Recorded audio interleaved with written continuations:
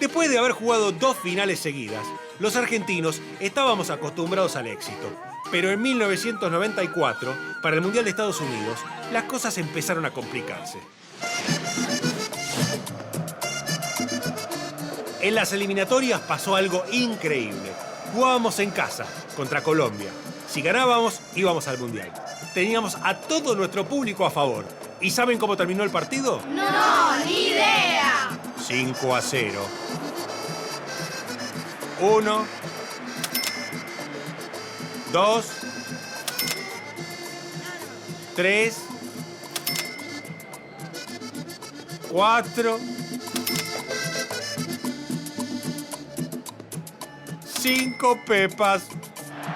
¡Qué goleada! ¡No! Fue un garrón histórico. Por eso hubo que jugar 2 partidos de repechaje contra Australia y solamente nos podía salvar el más grande.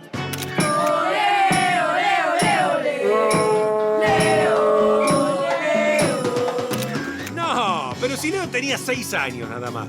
Miren, el que nos salvó fue el gran Diego Armando Maradona.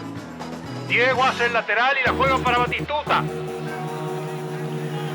Se la devuelve al Diego. Buena escapada. Aparece entre 2. Lo derriban. Se cae, pero recupera. ¡Qué grande el Diego!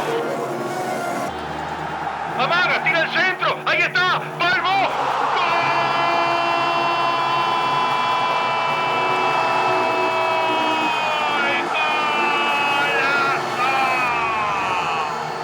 Y así, después de 3 años, Diego volvió a la selección y obviamente fuimos al Mundial.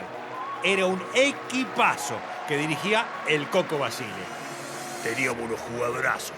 El Cholo Simeone que metía como un león. Redondo, un 5 de galera y bastón. Ya en el primer partido contra Grecia se vio toda la magia del equipo que ganó 4-0 y prometía ser el gran candidato a ganar el Mundial. En ese partido, el Diego hizo un golazo, el último con la camiseta de la selección. Diego.